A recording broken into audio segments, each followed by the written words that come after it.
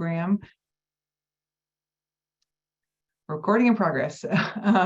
So we're going to talk a little bit about our co-responder program on our college campus, as well as our campus threat assessment team, or BIT team, as a lot of campuses call this. So, and how those two programs really intersect as well. So Kristy and I could talk all day about this, and so we will only talk for a bit, and then of course the ask the expert component of that, will be curious to hear what your questions are and see what we can do to best help those. So a little bit, some talking points we generated. The idea with it for on a college campus, the need for this we really found was kind of born out of the fact that our campus was really, we were serving well our folks, that especially students that we could get to our campus counseling center during the day, kind of that Monday through Friday 8 to 5 time. After hours for our students, we had a lot more of a gap. Our campus counseling center utilizes protocol after hours services, which is phone response. But we're really finding that our faculty and our staff and our non-affiliates on our campus are really kind of falling into a gap. And our law enforcement officers, as you all know, we're being called for non-criminal matters on campus all of the time. So that the need really kind of was born out of that, of what can we do to service folks on campus that are not, they don't need an officer necessarily, but an officer is the only person on our campus to respond. We were very fortunate that I know a lot of questions sometimes folks will ask me is, how did you get administrative buy-in to start a program like this? And we were actually very fortunate because our chief was actually the one that proposed this program. So she took it to our vice president and said, we really need to do a program like this.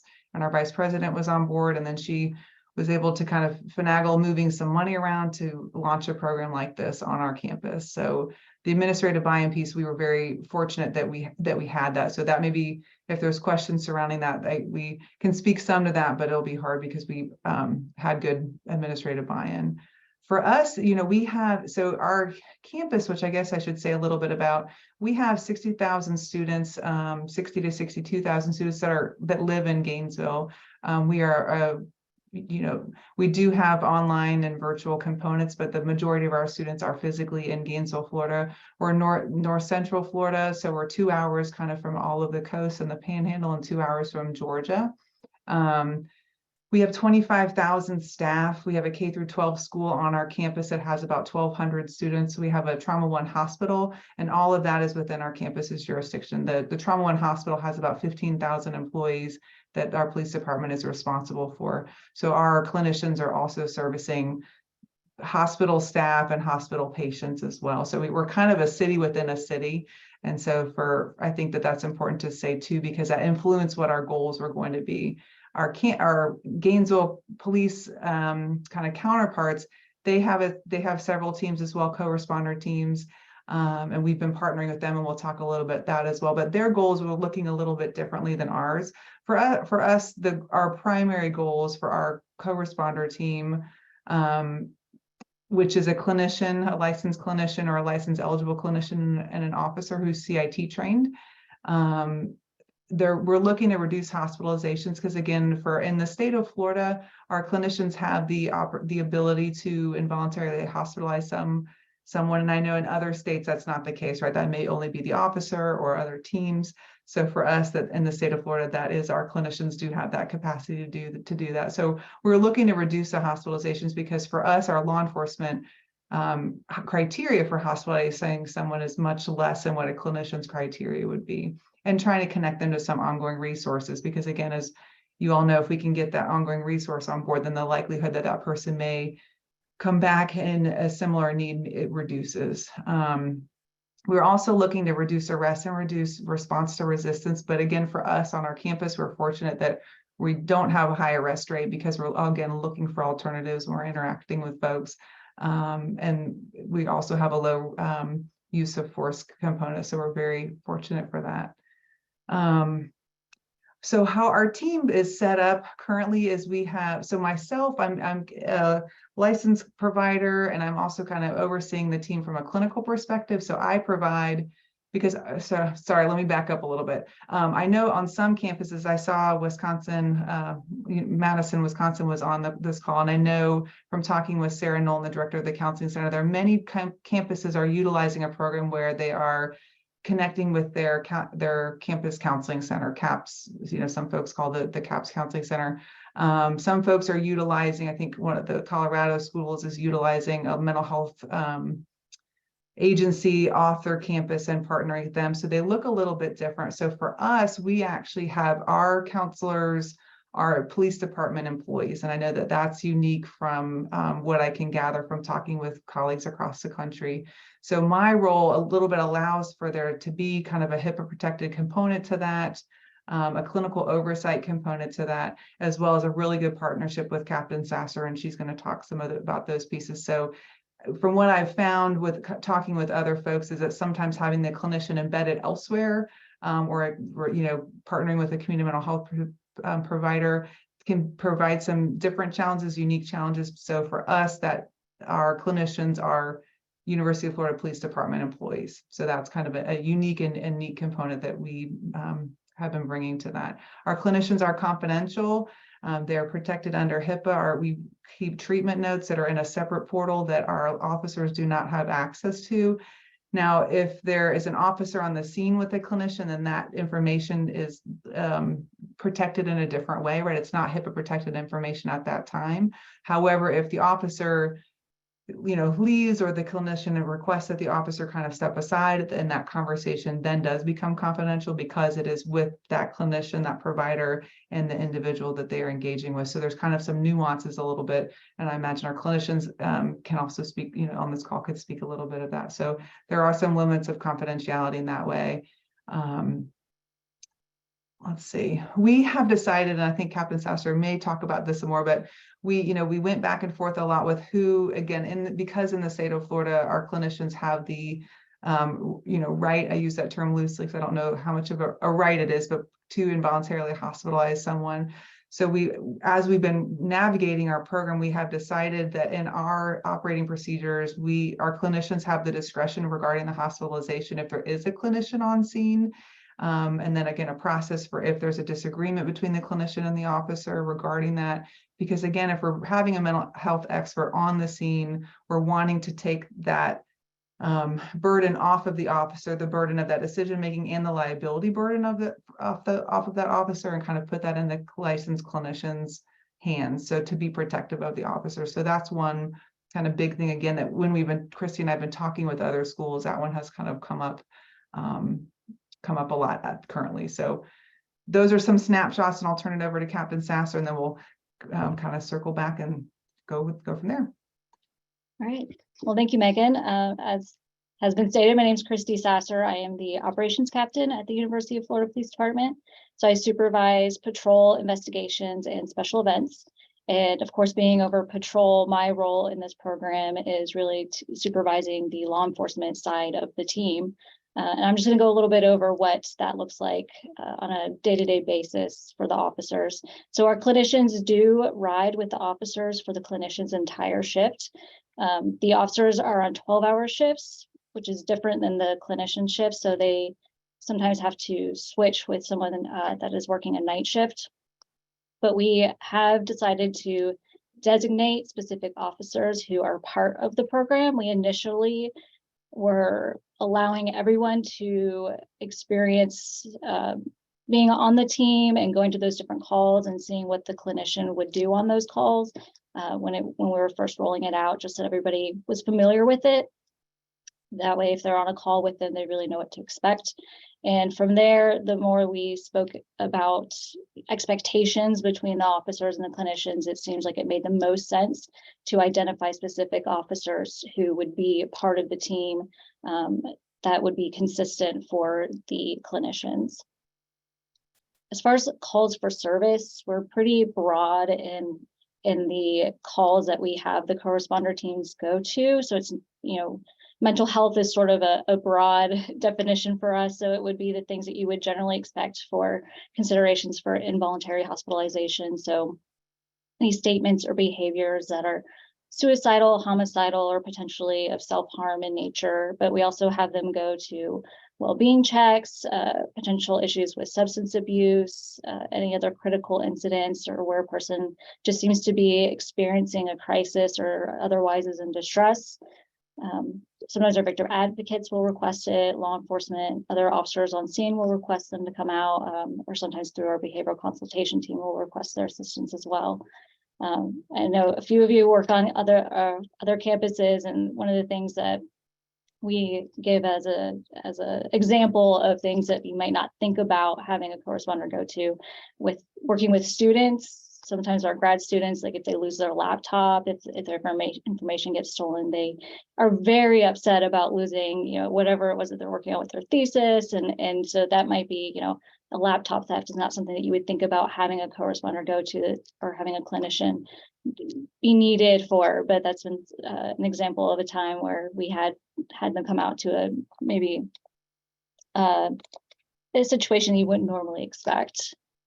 So I did talk a little bit about, you know, other officers can ask for the team to respond. We can also have them directly dispatch through our communication center, or they can dispatch themselves. So if they hear a call where they feel like, oh, we might be useful there, they can self-dispatch as well. Some other things about the officers as we were starting the program, as you can imagine, there were some initial hesitations to having a clinician joining them in the vehicle all day long. Definitely feelings that they were responsible for another person being in the vehicle with them, and the extra responsibility that would be for them, and having to take that on in that position. So we actually worked with we have the PBA as their union, and we worked through the union contract to figure out how we're going to select these people and what sort of compensation they would receive for being a part of the team. So they actually now are considered a specialty unit, and they have financial compensation for that. And there is a selection process as well. And as Meggen said, one of the other concerns was, you know, what if we disagree on whether or not to involuntarily hospitalize someone? And I think we were able to do some really good preemptive training. I know Meggen went to all of the roll calls and discussed what a clinician can do versus what a law enforcement officer can do, and how our training is slightly different, and why a clinician may come to a different resolution than what an officer would. And I think for the most part, it helped resolve any concerns. I don't think we ever actually had a disagreement, but they wanted to know ahead of time, if it were to happen, what would we do? So we were able to resolve that for them. And like I said, we haven't had any points where anybody disagreed, and the teams have been working together very well so far.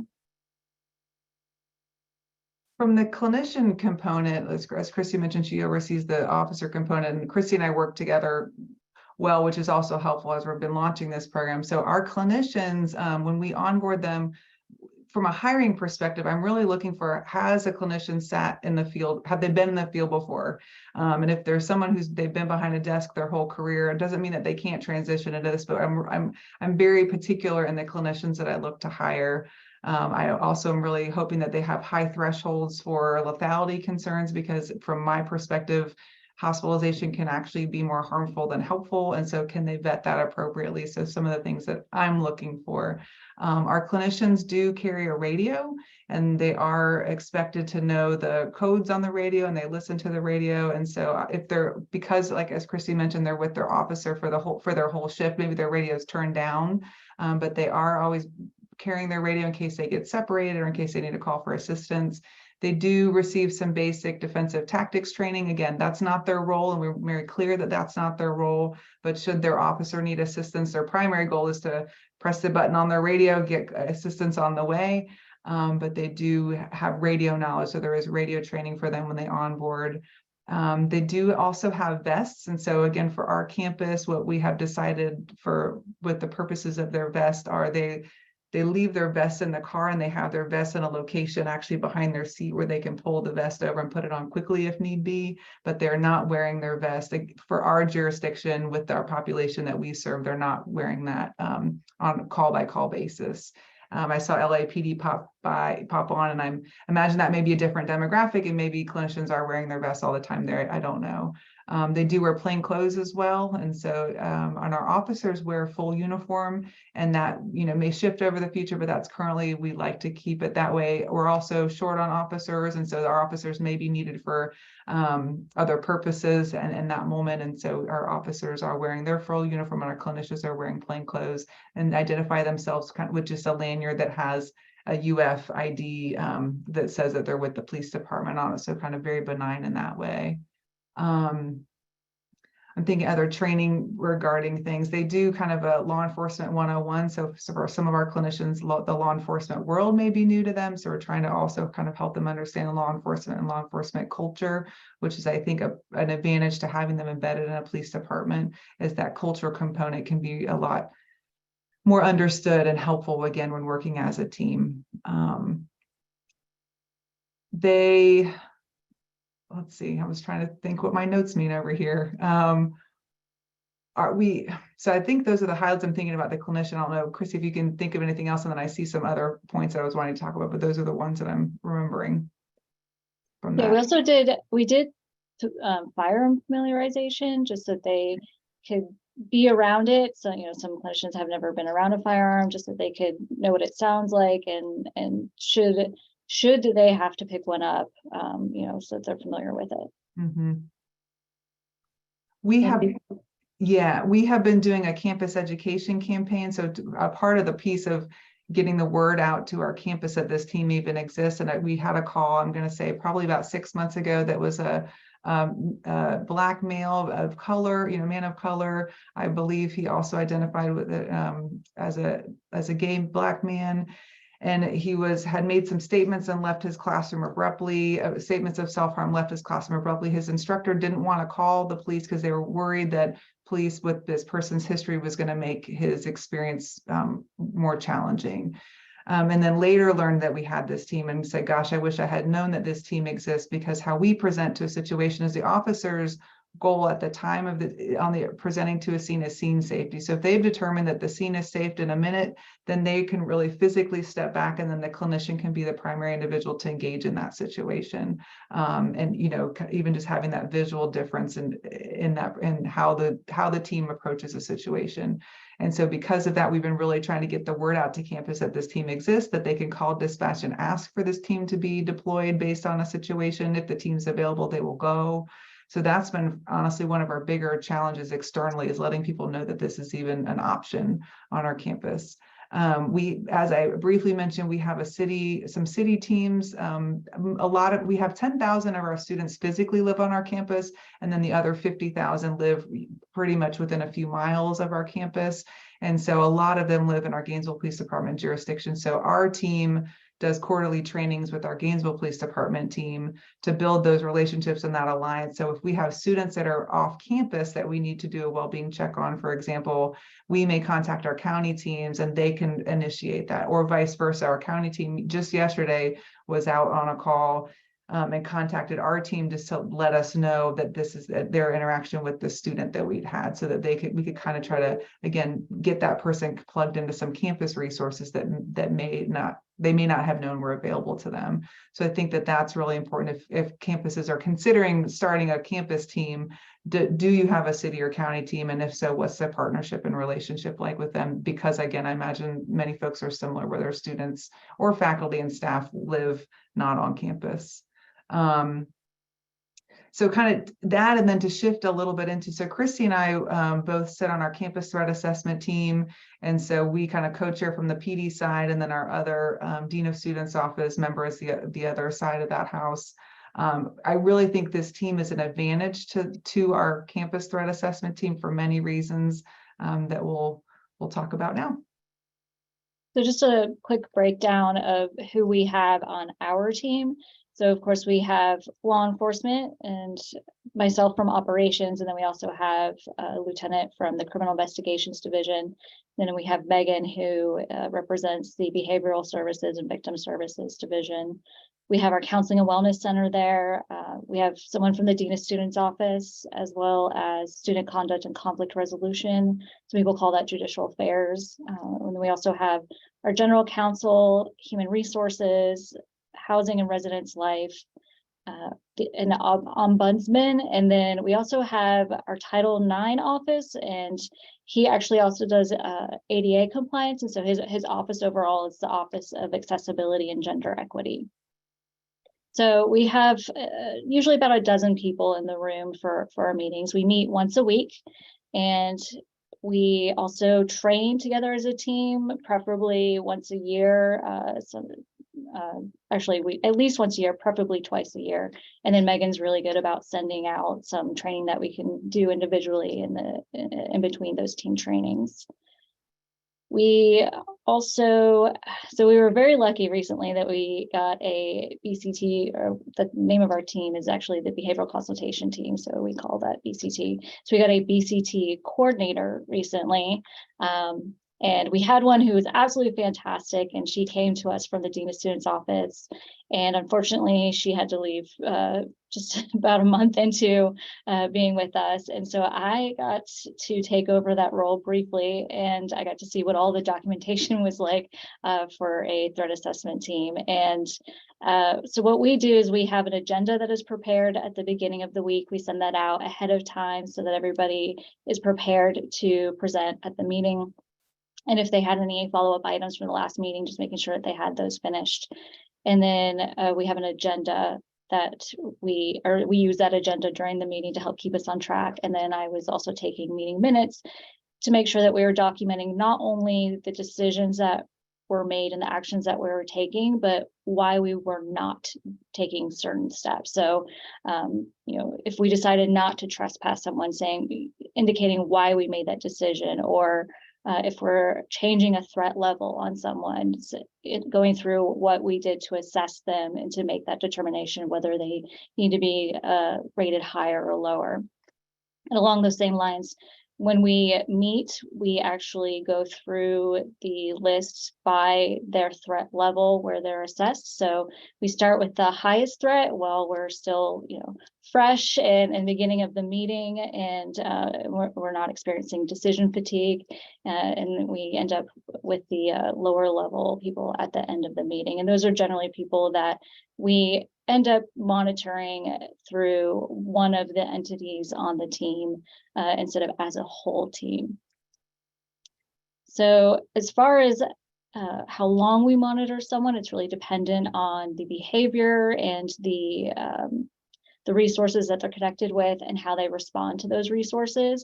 Generally, we're looking at whether somebody is utilizing those resources appropriately, going through the proper channels to address their complaint. And like I said, oftentimes, once they're removed from the team, they're still being monitored by one of the entities separately than through the team as a whole. Anything else that you can think of, Meggen, on the BCT, just to give a general overview? No, I saw some folks on here that said they're on their campus team, so they could commiserate with us on the. Yeah. Oftentimes, it's in addition to people's other duties, as yeah.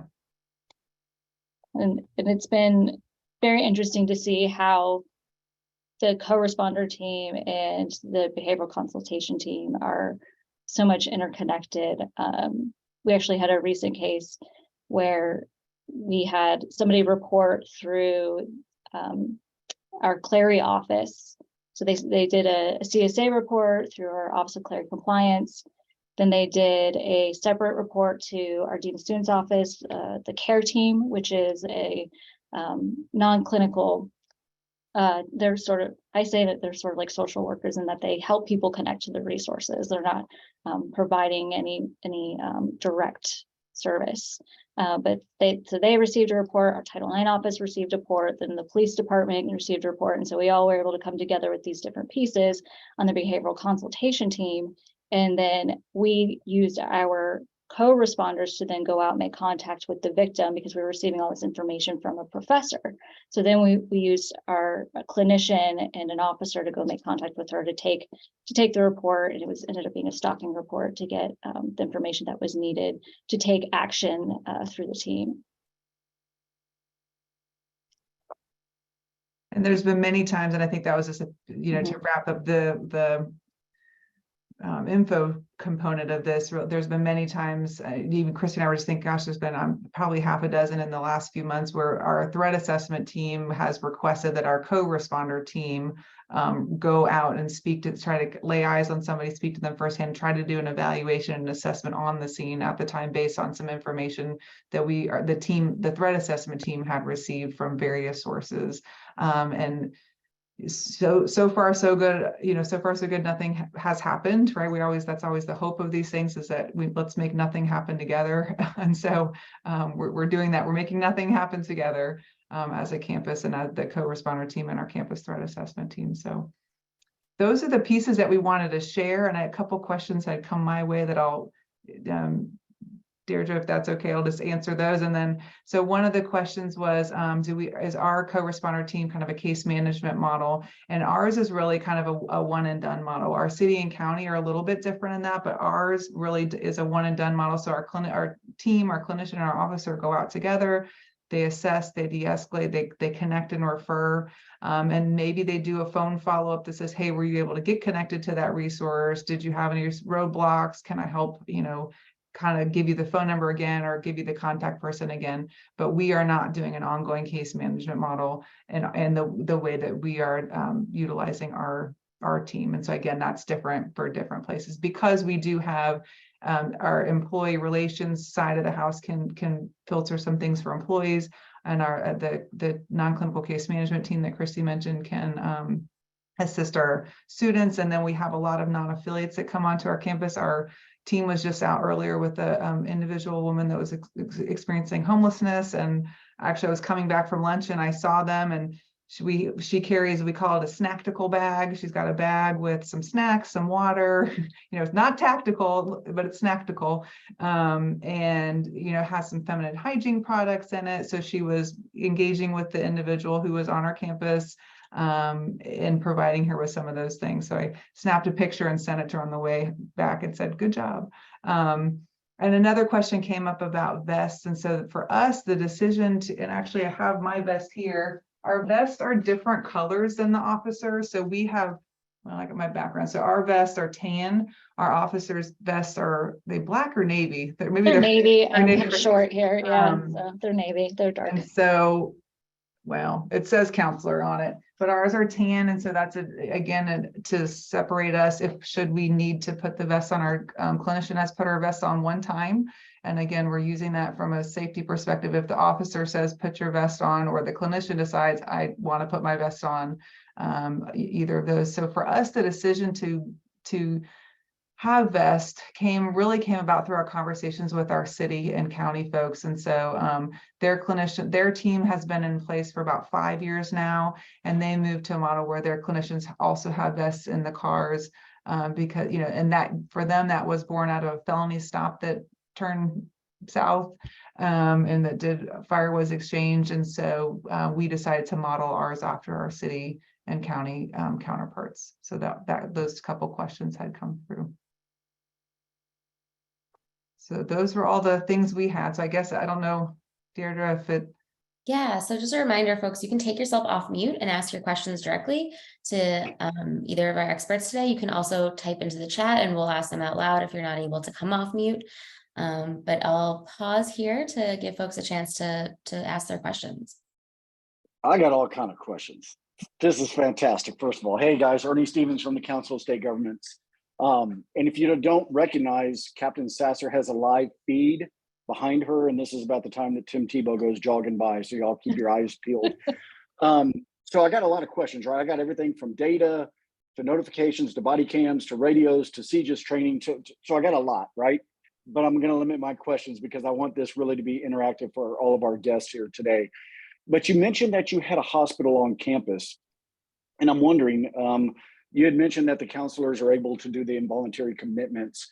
Does that hospital there on campus have inpatient psychiatric treatment, or do you have to go off campus with a patient in order to do that? Yeah, so we actually have an agreement with, so let me back up. So the hospital is UF Health Shands, and UF Health and Shands are actually separate entities, but we do have an agreement with UF Health Vista, which is affiliated, that is the receiving facility that is off campus. And so we have an agreement with them that they will accept our affiliates. There's another receiving facility that is Meridian, and they are, yeah, Meridian, yes, thank you. They are closer, but they actually tend to be full, and they focus a lot on substance abuse, which is generally not what our affiliates are experiencing. And so we generally take them to Vista, which is maybe 20-minute drive from campus, 15-20 minutes depending on traffic. If there's the a hospital medical- itself, go ahead. Well, I was going to say, if there's a medical concern, someone has ingested medication, cut their wrist, cut their throat, then they will stay at that hospital until they're medically stable to then be transferred to the offsite facility that Kristy mentioned, or one of the offsite facilities. We actually have 4 in town, which again, I know some people have to drive 2 hours just to get to one receiving facility. We have 4 in town, and 5 if you add the medically unstable individuals that are involuntarily hospitalized until they're medically stable.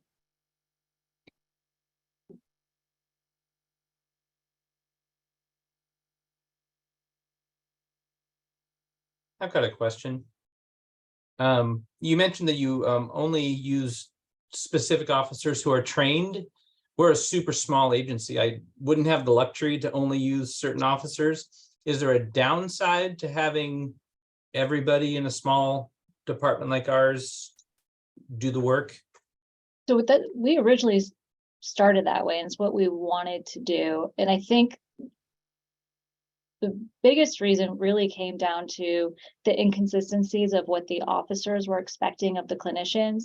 So even on a traffic stop, one officer would say, stay in the car. The other officer would say, get out of the car. And so we're trying to come up with consistent expectations on the team and allowing them to work together to come up with a decision on which one it's going to be and what the expectations will be. I think if you set those ahead of time with everyone, it's certainly possible to have it be a rotation. We currently have one primary person and then one person who's backup, but we even just experienced the other day where both of them were out. And so we had another person who the clinician was riding with, and she had been with them before because we initially started with them riding with everyone. And so he at least had an understanding of what to expect, what type of calls to go to, what type of things to talk through with her ahead of time. So while all officers were having those conversations, I think it was a little frustrating for the clinician, and that the conversation from each officer was a little bit different. And I would just echo that from the clinician side of she's able to kind of look at her officer sometimes, and her officer can give her a nod, which means I need you to back up. So they have that dynamic where they're sharing kind of some nonverbal understandings of, or she can look at her officer and he knows that means she needs him to be quiet. And so I think just some of those pieces, but if there was enough frequency and familiarity, I think there would be kind of that learned, some of those learned unspoken pieces, as well as some of the, like Kristy said, setting the precedent of when we do a traffic stop, clinicians, thou shall unbuckle and crack your door open, right? That's kind of where we landed on that, unless there's some other piece that has a safety concern that the officer needs to shift that. Got it. Thank you so much.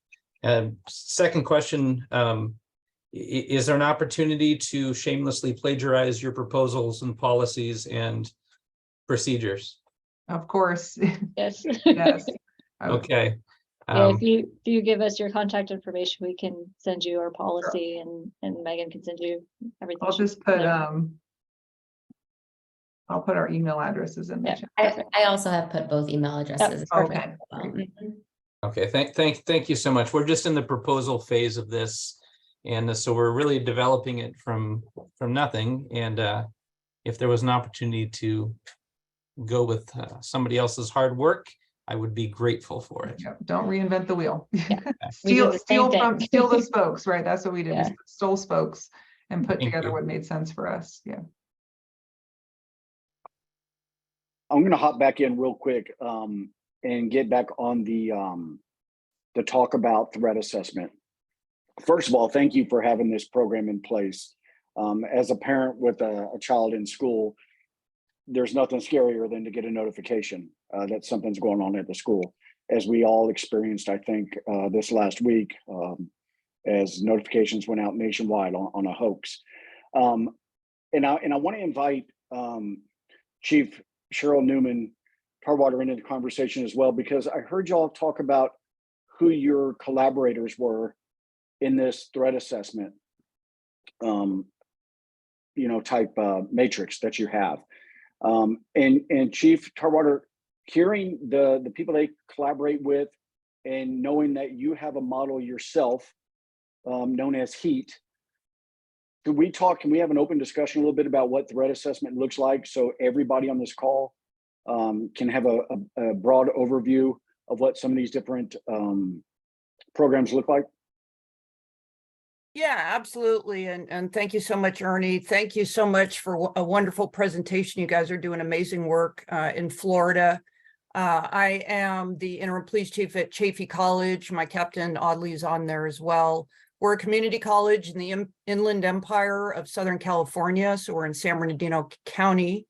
But prior to that, I'd spent 32 years with the Los Angeles County Sheriff's Department. And the LA Community College District, which is the largest community college district in the nation, contracts with us for safety and security. So when I was there, I partnered with Los Angeles County Department of Mental Health, their school threat assessment response team. And it's a model based on prevention, early intervention, case management, K through 12, higher education. And they do a tremendous amount of work in LA County. We ended up twisting it to create a co-response model based on the START model, which was the HEAT team. So I had a deputy and a clinician. So coming to Chaffey College, we have about 18,000 students. San Bernardino does a wonderful job, but they don't have that mental health threat assessment model that LA County has. First through a state and then through the BJA Connect and Protect grant, which we're so grateful for, we were able to create a HEAT team at Chaffey College. So it is a co-response. Our academic partner is USC School of Social Work. So we have master's level interns partnered with our officers. By the end of the summer, we'll have half. You talk about small. I went from 18,000 in the Sheriff's Department to 12, mighty 12, but we have 12 officers, so we're small. But it is an officer partnered with a social work intern. We'll be getting a San Bernardino social worker as well. And we'll have an MSW from USC very soon. And the whole point of this model is not only to do what your response team does. So it's everything from working with the unhoused to de-escalation. Is the student dangerous versus disruptive? But it's also about prevention, early intervention of those that are on a pathway to violence. And so the way our BIT team works is when that report comes in, it's triaged immediately. So I get it right away. Our Dr. Henry, who's our mental health director, gets it, and then our Dean of Discipline. And then the question becomes, is this immediate law enforcement response? Is this a HEAT team potential threat, which would trigger our mental health threat assessment process? So that means what's one of the first things we do? We want to contact our intel analyst. Who is this person? What's the context of who they are? We go through the process of criminal history, gun ownership, everything you would want to know in terms of whether this is an imminent threat or what we need to do. Then we go into the case management phase. So it's of all the HEAT cases that the team has had, there's a handful that they will continue to case manage. It's not one and done. Some cases will never be one and done, because with the pathway to violence, those that are marching towards that, whether it be because of a grievance, there's a lot of factors. You always want to be able to check on them down the road. And that's the way LA County Department of Mental Health works. I know LAPD, I saw they're on. I know their MEU does the same thing. It's about that long-term case management. So we're taking the co-response on the college campus and adding in the whole mental health threat assessment piece. And so far it's been extremely successful. But for us, we wouldn't have it if A, it wasn't for our executive team and leadership and our chancellor, and B, because of the grants we're so grateful for. And so thank you for the work that you're doing. We're doing it as well, just in a different model, in a different context. And thanks for that. I guess I should actually add the one and done model is our clinician and officer when they're going out to a situation. Our campus threat assessment team, they're following, we've got folks that we've been paying attention to for a decade, right? And then we're continually engaged, but we're trying to get them with other resources, that's not in the field on the side of the road. Because that's where our co-responder team is. The clinician and the officer, they're on the side of the road, on the parking bench, in the library. Right. So then they may be feeding back that team that like, oh gosh, this is the fourth time that this person has popped up as a concern because the faculty member reported them or their roommate reported them, or we saw this concerning social media post, or they wrote something concerning in their English paper. So yeah, definitely not, unfortunately, not a one and done from our threat assessment team perspective, for sure. Yeah. Yeah. So I encourage you, Peter, how many officers do you have with your agency? We're budgeted for 12, currently have 8. Yeah. So same thing. And we don't have a dedicated officer. So it's great that you guys do. We just don't have the funding for it. So we just CIT train as many as we can. The goal is to get them all CIT trained. And then we have a primary officer who is our co-responder. And the other thing is, depending on the situation, we may send the social worker out to deal with it with the officer hidden or standing by. It just depends. We kind of have a menu of response. And so the social worker will do a lot themselves. There are calls for service where the officer may start it and then bring the social worker in. And there's also behavioral intervention reports that come in that may start with the officers and then get passed off to the social worker. So we have to we use a lot of flexibility because of being small, because we don't have a dedicated officer, and working within the college and the resources we have there. And then soon we'll have a social worker from San Bernardino County, which, the county has the keys to the kingdom of resources. And so we can't wait for that, for sure. But if I'll throw my email in the chat too, Peter. And so we have been very, very grateful that we're able to take a model that was successful in LA County, bring it to the Inland Empire with a twist, because you have to adapt to what's, the resources you have. You have to have an academic partner. So Peter, if you guys, you're at a college, but depending on who your partner is, you have to have that academic partner. For us, it's USC School of Social Work, to really be able to move things forward in a co-response model out of college. So I'm going to throw in my email. Does anyone have any questions about the way we're doing things? I should probably clarify so our officers are not dedicated in a sense that they only are on that team.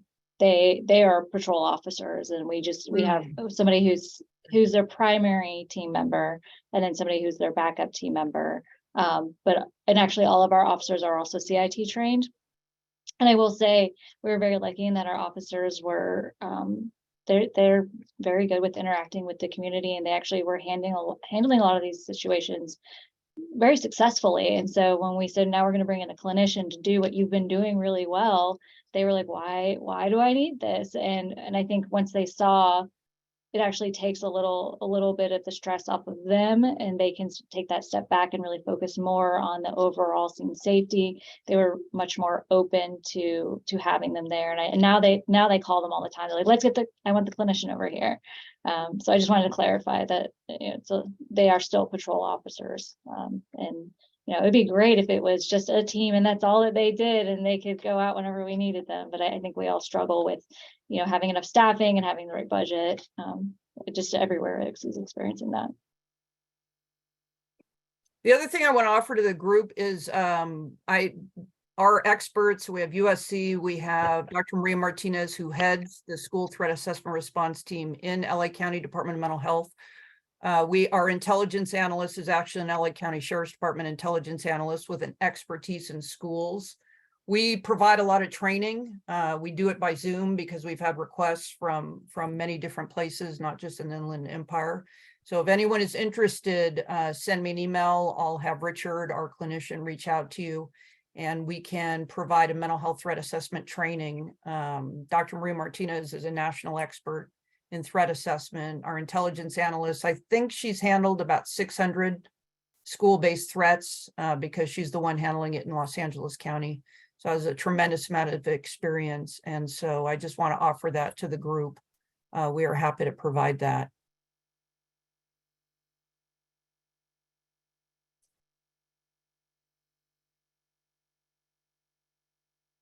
For folks that, I mean, in that threat assessment vein, just unless, again, there's questions coming up, Kristy and I are both members of ATAP, the Association of Threat Assessment Professionals. So if folks are not members of that, there's a lot of virtual webinars that they provide to non-members. That if you, atapworldwide.org is their website. There's a calendar of events that have nice kind of, 1 hour webinars at different places across the country. That's a good one as well, for folks. So, And then for the co-responder side, I know we went to the International Co-Responder Alliance conference when we first got started, and there were a lot of helpful organizations that have.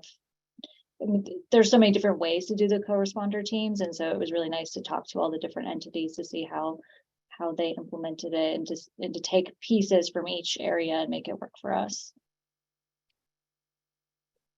and I got chatted another question about the clinicians' hours and are they on call, which I think is a great question. I don't know that I even mentioned that. So our clinicians, what I did when I first got here was I did a 7 year, 2015 to 2020, COVID, I stopped there because those numbers were skewed for our campus because everything shut down, of course, but trying to look to see when our most kind of mental health calls for service were, and try to then stack our clinicians based on those call loads. Like for us, for example, between 2 a.m. and 10 a.m., not a lot happens in that regard, and on Sundays. So we were trying to stack them when they could be the most utilized. So our clinicians work, currently we have one that works 8-hour shifts, and then one that's going to work 4 10s, and one that's part-time that's working 3 8s, and so kind of a little bit staggered around, and they are not on call. And that is more so for me trying to be protective of them,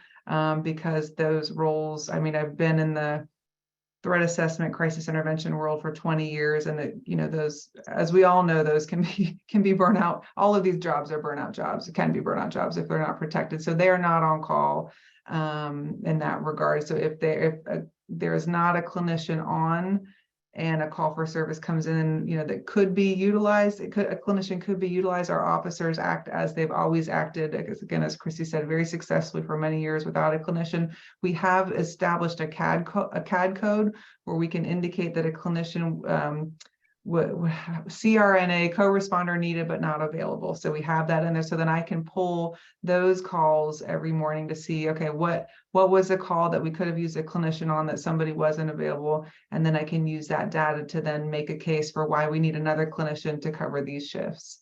So they're not on call, and as long as I'm in this role, I will hope to keep it that way.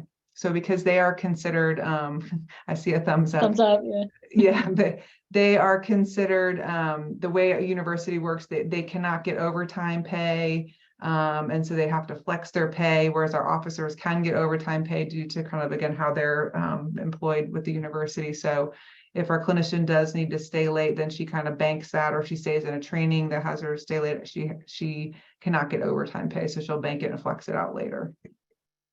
I'll say another thing with the training, we did have the co-responder attend our in-service training for the officers, so they can sit through the same training and see what the officers are learning. And she, Meggen, and also our full-time co-responder, helped with some scenarios that we had everyone go through during the last in-service. So they attended and they helped instruct. And I think, so from a training perspective, I'd add to that too.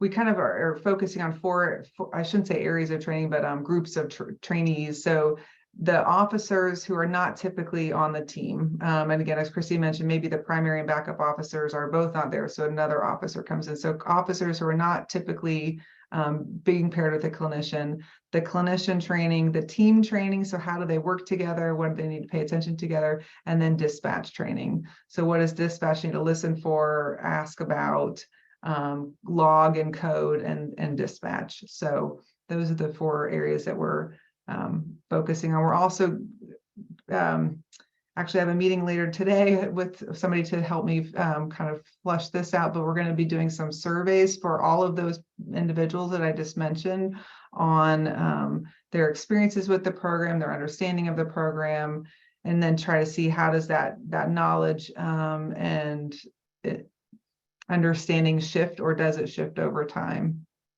internally, and then also with our campus partners as well. So Meggen, can you say what the hours are that you have the co-responder coverage? Absolutely. So currently, Monday through Friday, 10 a.m. to 6 p.m. and which actually what we have found during that 10 a.m. to 6 p.m. time, Monday through Friday, 10 a.m. to 6 p.m. Was that we're working with more staff. I was surprised to see that, and more non-affiliates. So our campus is an open campus. We have 2,200 acres with 27 entry points on the campus. So there's not a way to like kind of close down our campus. Our libraries are open to the public. People can come run the stadium, or that holds 88,000 individuals. So during the day, we actually were finding that they were interacting less with students. And then a Wednesday, Thursday, Friday shift that is 4 p.m. until midnight. I wanted to get that a little bit bumped down. 6 p.m. to 2 a.m. actually was what I was shooting for, but the clinician negotiated me to differently, and I said okay.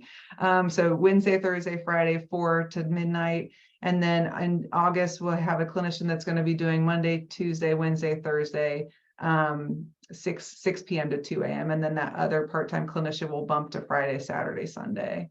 So we're not really covering, again, as I mentioned, for our call data, it doesn't really support a clinician in that 2 a.m. to 10 a.m. hours for our particular campus. So really trying to stack them where our call load is heavier for these types. I will say we had a very difficult time finding people who are willing to work evenings and weekends. Yes, that's very true. I think a lot of them like, I could do a virtual job from my house, without having to know that I may need to put a bulletproof vest on, so, and make the same amount of money. So that was a challenge for us. Yeah. Meggen and Kristy and I, could you say a little bit more about the organizational structure and how you came to the decision that they would be employed under police instead of CAPS? And I wonder if others on the call who have a co-responder model, if they've chosen differently and they have that person under CAPS, if you could speak to that. Yeah, I think I saw during those quick introductions, like I mentioned, University of Wisconsin-Madison is partnering with their CAPS. I know, oh my gosh, I'm blanking on some other folks. The only ones I'm aware of that are not partnering under CAPS are ourselves, James Madison University, and maybe a school in Colorado, if I can recall correctly. But for us, the decision really came to be about on our campus. So I came from our CAPS center. I was the Associate Director of Crisis Services there for 16 and a half years. And I was assisting, we had some counselors that were responding to residence hall only calls. And they were under my umbrella. And so that's another model that could work for some campuses, right, that are live-on requirement campuses. So we had our residence halls employed 3 part-time counselors that would respond to calls in the residence halls only, that were under the CAPS umbrella. And so what really kind of shifted it was several things. One was our CAPS is short staffed also, so there was nobody that was really interested in or willing to serve in a role like that. Our counseling center employs our faculty, which is a different component, which is also not super common, across the country. And so there was just this gap that our counseling center couldn't and wasn't going to be able to fill. And so the police chief at that time had reached out to me and said, it looks like it's not going to ever fill.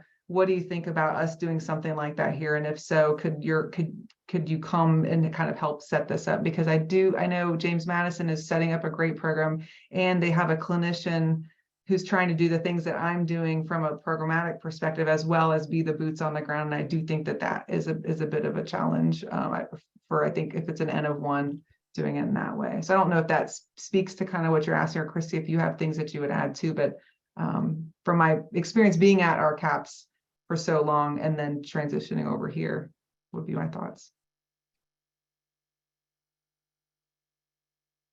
And now, having been here, I'm partial to the embedded model, to the model where the clinician is in-house, because again, Sarah Nolan, who's the director of the CAPS at Wisconsin Madison, a good friend of mine, they're working and they're navigating. I think it's going to work, but it just, there's a police culture that I think if being fully under that umbrella, our clinicians understand it a little bit differently, I think, than kind of more of a partnership. And so yes, I'll leave it at that. Meggen, were there any union issues with hiring outside of the faculty unit within UPD? From a clinician perspective, Like did the union kick up a fuss about you hiring a clinician that wasn't going to fall under CAPS? It didn't make it my way. If it did. Okay. So yeah, not to my knowledge. It could have happened, and I just wasn't privy to that. I know the union piece showed up more from our officers' perspective, as Kristy mentioned a little bit. So Thank you.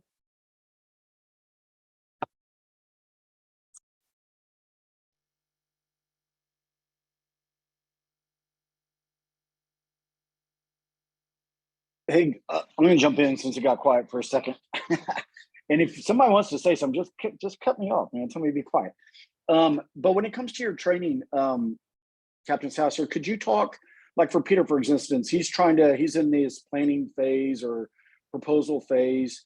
And, do I use a clinician from a local mental health authority? Do we employ him in-house? Who does the supervision if they're employed in-house? And how does that work if they're trying to work towards their hours? But for the training portion of that, can you talk about, you said your clinicians carry a radio. What type of logistics did you have to cover in order to get the clearance for that clinician to carry that radio? Usually there's a CJIS class that they have to take and pass, and fingerprinting and all that. So could you talk a little bit to that, so they can know some of these logistics to prepare for? Sure. To your point, we had to do, all of our employees do a full background with fingerprints and a polygraph. And then we have other non-sworn employees who also use radio. We have police service technicians who are non-sworn. They have radios, and they have to do the CJIS training. I know Meggen, you worked with the training division a lot on their onboarding. There was a checklist of things that they had to do based on accreditation. And based on their employment status. There are some things that are required for all members, things that are required for certain employees who have potential exposure to certain things, like the bloodborne pathogen training and getting them access to the Hep C vaccine through the university. So there are a few things that we had to look at, from a legal and accreditation standpoint, making sure that they're onboarding included all of that. Was there anything that I missed that you can think of, Meggen, or even Ernie? Yeah, I'm just thinking maybe you have to put any type of, because you're in-house, I guess not, but if you worked outside of that, maybe for those on the call that maybe work with clinicians. Can I jump in and tap Yeah. Johnny Dutcher to talk about his experience as a co-responder working with West Orange Police and carrying a radio, since he's not embedded?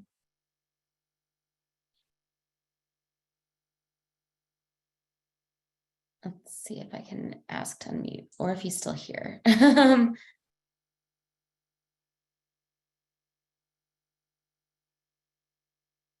Oh, I think we lost. Do we have anyone still on the line from West Orange? Because I know West Orange's co-responder is taking has started carrying a radio.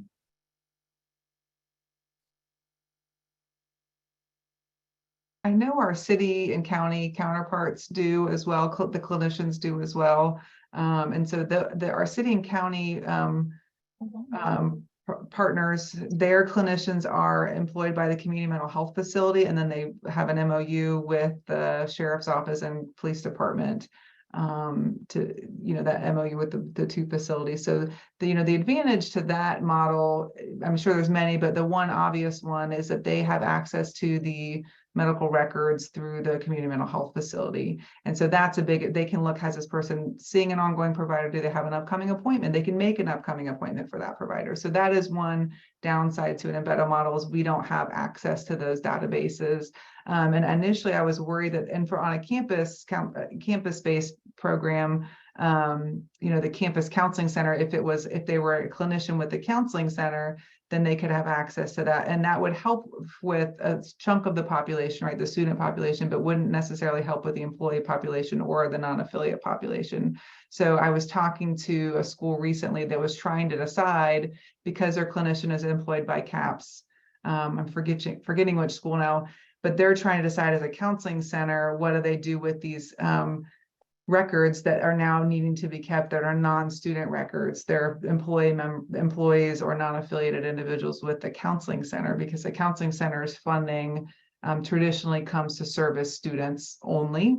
And so they're having to kind of navigate some of those challenges as well. So looks like our person's trying to unmute. So I was trying to add that piece in while we were waiting for that. But I will say that we're very lucky that the city clinicians and our clinicians work very well together. And so, they let us know about students who they encounter, faculty that they encounter. And then if we have an issue with somebody out in the city, we let them know, and oftentimes we'll respond together. And and with the county as well, we don't go out to the county quite as often, but those teams all work very well together, and we're very lucky about that.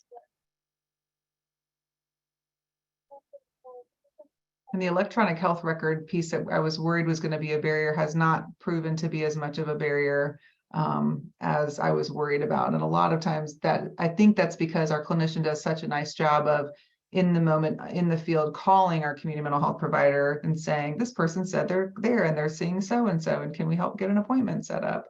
Our clinician does, because again, a type of protected information, she carries releases of information where she then can have the person sign to help get them connected to a resource and share those resources as well, with the protected health information with individuals that may need to know that. So she's carrying that as well.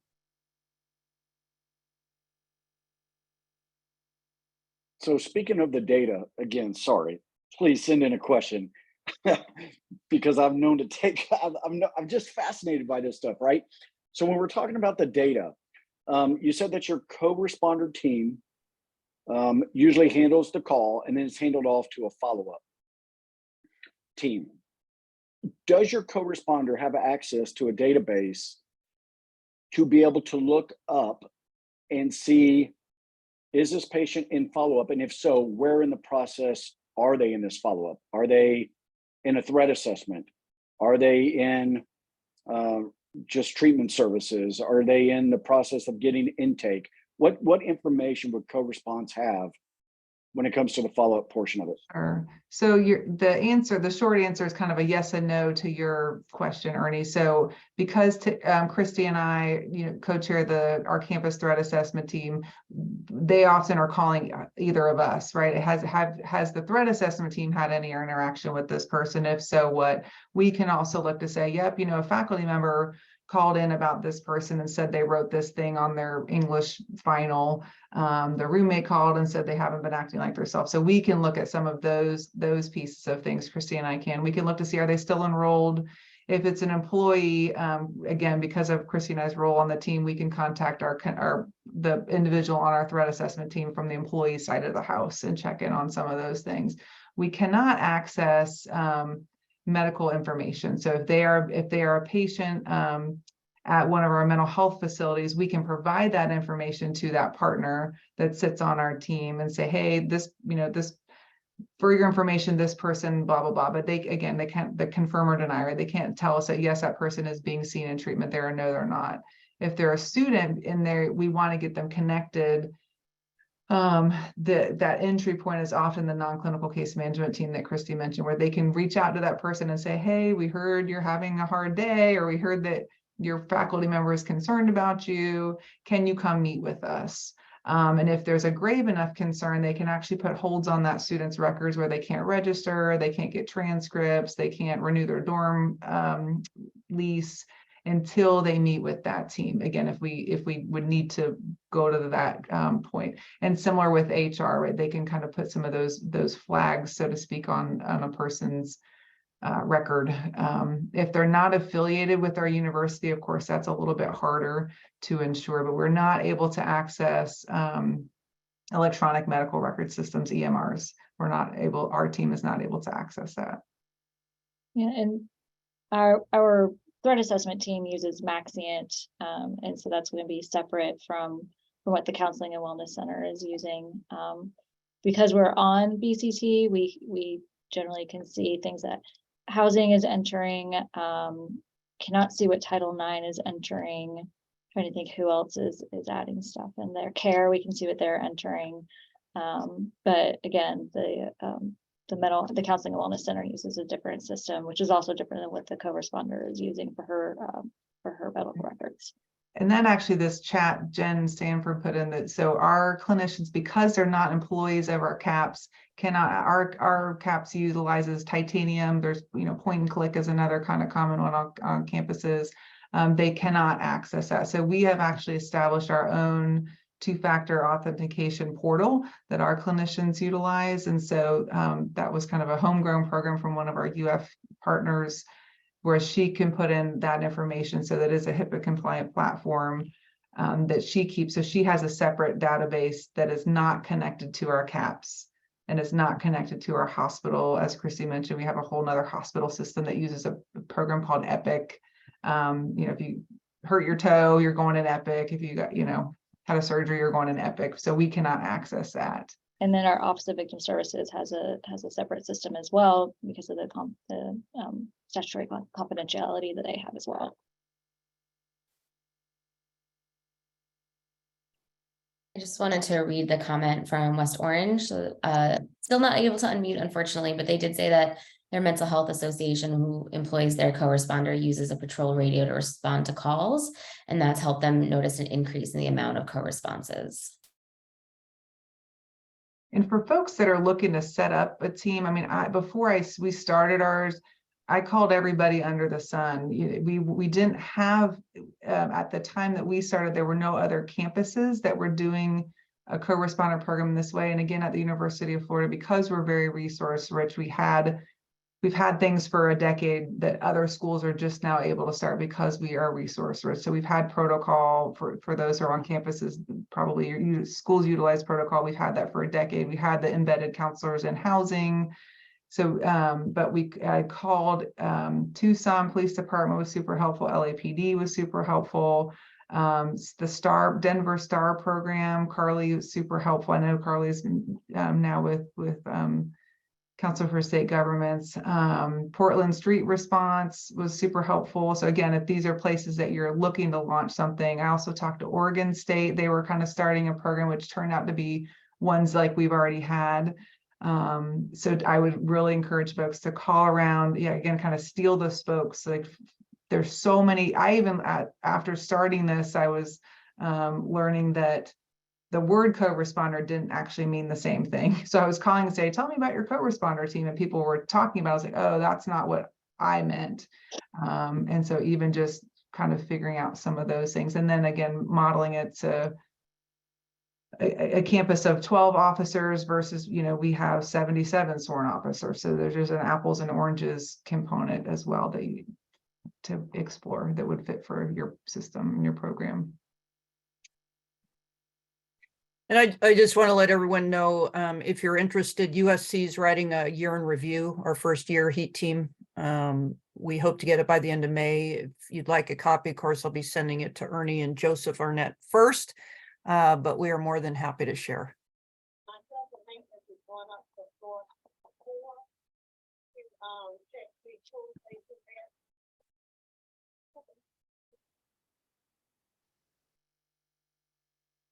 Any other questions for us? I'm checking the chat. I know, I'm trying to think of other things that. Yeah, I got I know questions. Ernie's gonna have them, yeah.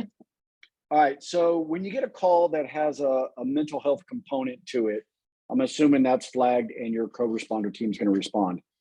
But what about a call for like a death notification? Is that something that has been flagged to use that team because they have a counselor assigned to them to go deliver that notification? Or are there other calls as well that you would use them for? Yeah, absolutely. And sorry, Megan, you were starting to No, speak. go ahead, go ahead. I was just say, you know, I was saying earlier that we send our co-responders to some very non-traditional calls that you would not necessarily think that you would need to send a clinician to. So anytime that there's a, you know, person is in crisis or in any type of distress, we will send a co-responder team. And even if the dispatcher doesn't send it to that team, they can self-dispatch if they hear the information, say, nope, I think we need to go to that. Or if an officer gets on scene and goes, yeah, I know it was a theft, but this person is just like inconsolable, they'll call for the co-responder team. So it can happen in many different ways, and it's not certain calls.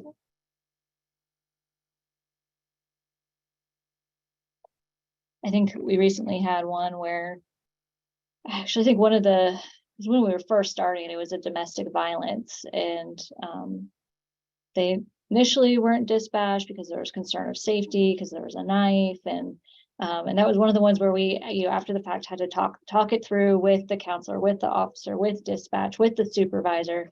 The officer at one point said, okay, get out of the car, and the supervisor said, no, don't get out of the car. And so again, that was like very early on, and that's when we started having those conversations of where does a co-responder go for these situations? When do they get out of the car? Who tells them to get out of the car? You know, if they still don't feel safe, what do they say? You know, so talking through all of that with the team.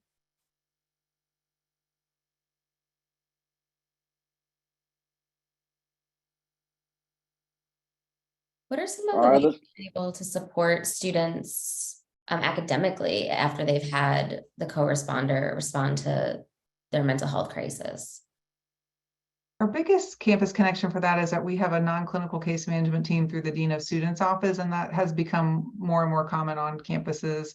And that team's role, that's our CARE, C-A-R-E, it stands for something, I forget what it stands for, but something very friendly, I'm sure. And so their role is, they're, as kind of Kristy mentioned, kind of a liaison roles where they're trying to connect with professors about incompletes assignments, or getting, you know, they're connecting with the register, the financial aid office, because maybe the person needs to medically withdraw from the semester, and getting them reimbursed on a scholarship money or financial aid money. And so if it's a student base, we're always getting them connected to that team. And so which is another part where it's helpful where there's a clinician and an officer, because if it was just the clinician, so in my counseling center hat role, if I was at the counseling center and a student came to me and said, you know, all these things, I would say, I really encourage you to get connected with the campus care team, but I couldn't just, you know, share that information with the campus care team, because again, that's the limits of confidentiality. I would be breaching confidentiality if I share that information in my CAPS role solely, right, in my CAPS role. But because the co-responder team is present, there's an officer and a clinician available, the officer can send that report to the care team and say, hey, I think it'd be helpful if you followed up with this student. And so they will get the report, and then they can then follow up with the student, and the clinician can say, do you also mind if I connect with care and let them know what we've talked about, so you don't have to start from the beginning? And then if the person consents to that, they'll have them sign a release that then allows the clinician to provide that information. So it's a nice way that we can still get them connected without breaching confidentiality from the officer's side, and then the clinician can provide if consented to, can provide clinically relevant information for that team to then help them figure out the resource allocation. And I will say, I found the instructors have been very accommodating when they receive the instructor notifications. And if somebody does decide to medically withdraw, they're able to register again the following semester. They don't have to do any additional paperwork to indicate, you know, I've had some sort of medical clearance or anything like that. They're allowed to re-register, and I feel like the university's been very accommodating in that area.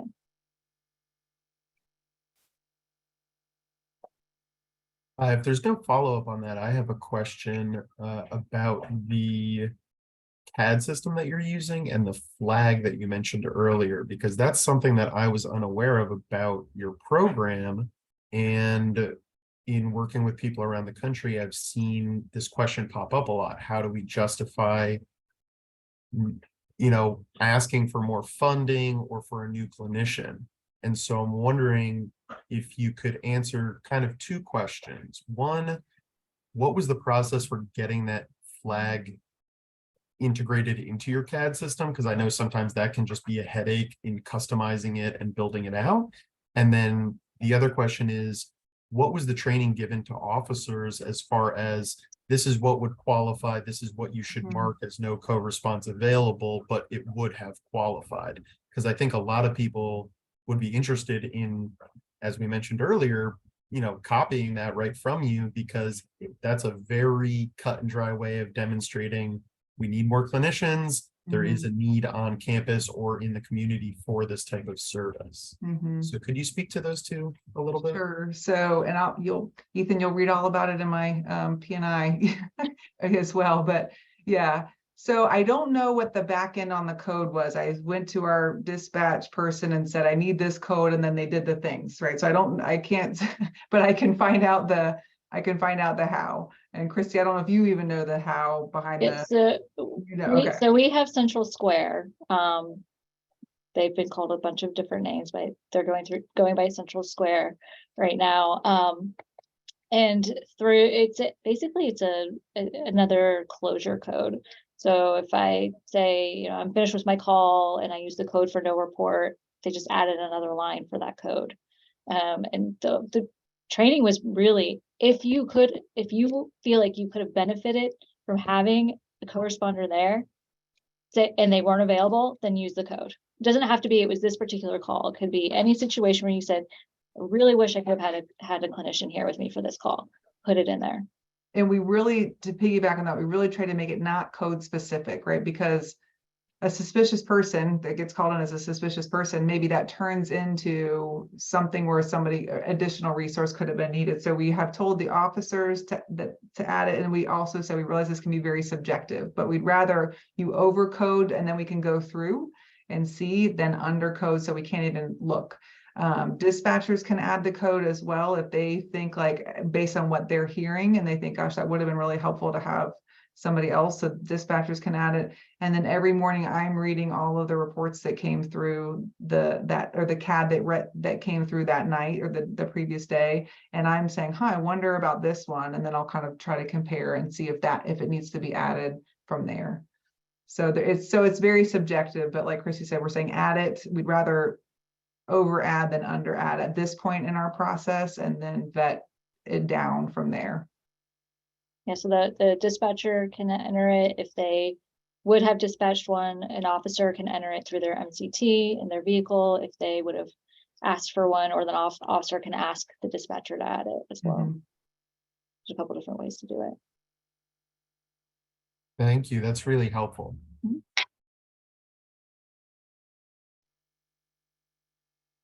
Any other last minute questions? Last minute question. You knew it was coming. This question is for Ethan Aronson. Ethan, you heard Chief Tarwater talk about the Connect and Protect grant that they got, and that helped enable them set up these types of programs. For those that are not familiar with Connect and Protect and these grants, could you talk to, just for a moment, how important these grants are to help start your programs? A lot of police agencies that are attached to the educational system think, well, that probably doesn't apply to us. But it does, as we've seen with the University of Florida being a best practice model that we're looking at today. Could you just talk to that for just a moment about the importance of that, and then how they can be on the lookout for these types of opportunities? Yeah, absolutely.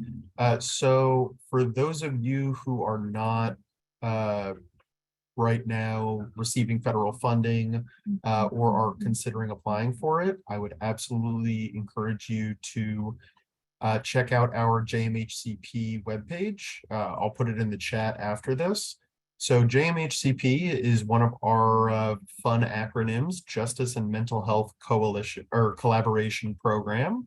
And so JMHCP is a class of grants provided by the federal government through their grant-making organization, the Bureau of Justice Assistance. And so we at CSG provide the training and technical assistance for all these grants. So we have monthly calls and support the grantees.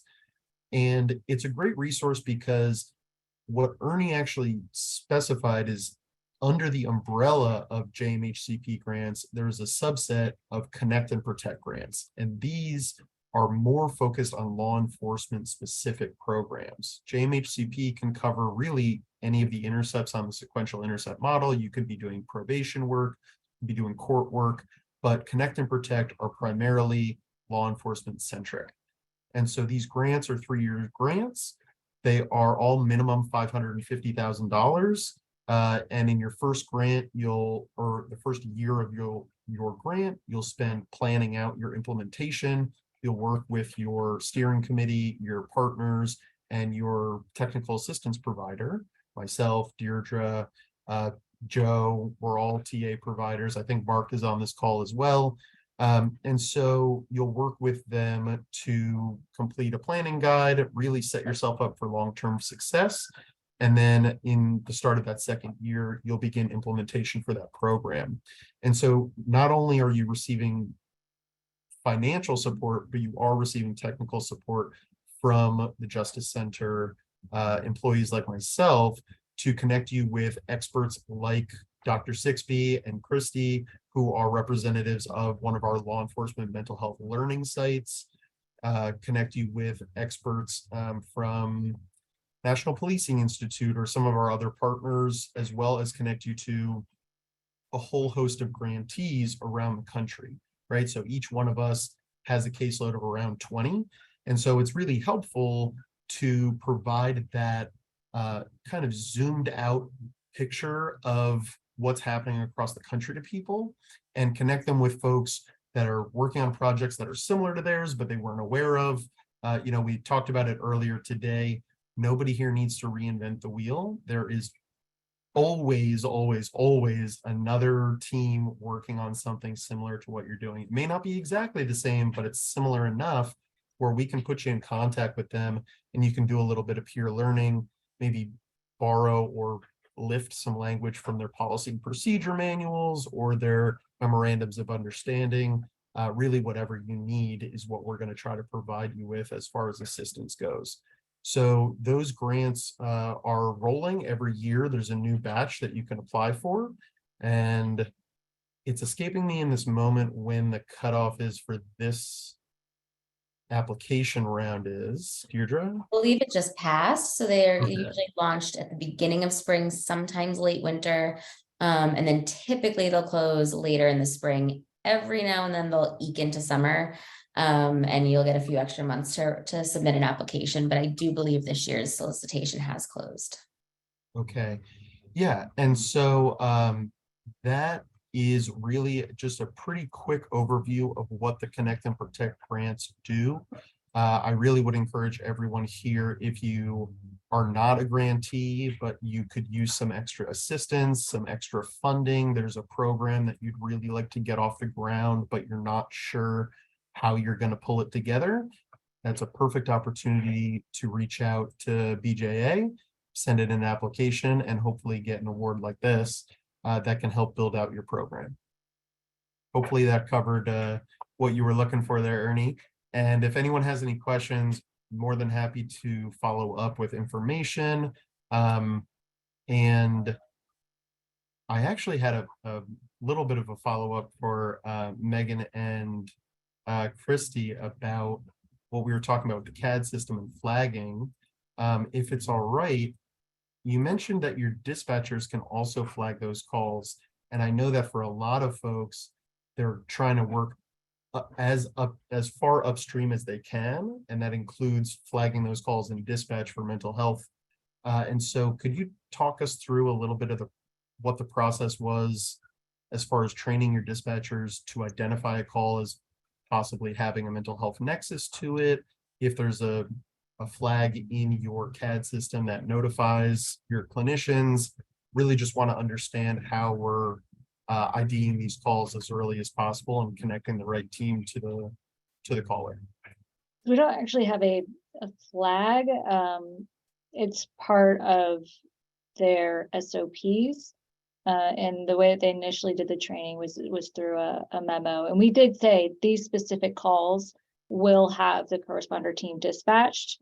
But then we also put in that caveat of, if the person appears to be in crisis or in some type of distress, send the corresponder team. And even if they don't do it, then the team can self-dispatch as well. So if they hear the information and they go, nope, that sounds like something where we could help, then they can self-dispatch.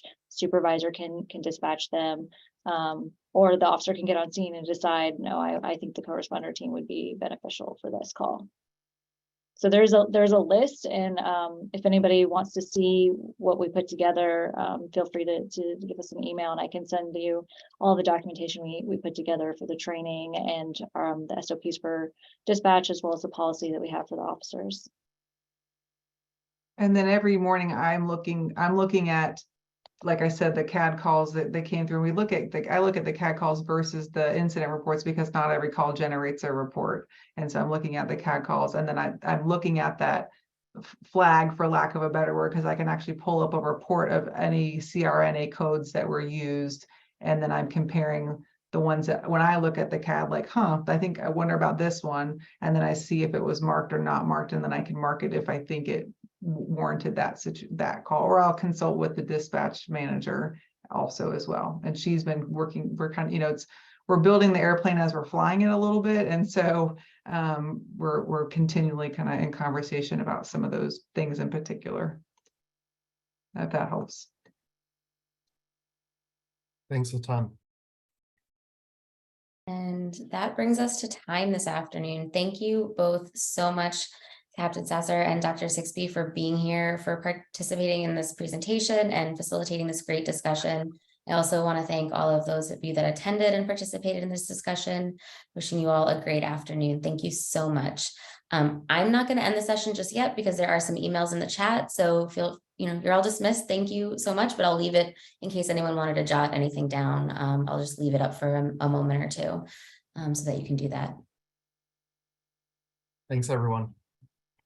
Thank you. And Ernie, I'll get Tebow next time. Sorry he didn't make it. Thanks so Thank much. Yeah, he was supposed to be a surprise guest. You let me I down. know, I failed. All right, next time. Thank you all very much. Appreciate it.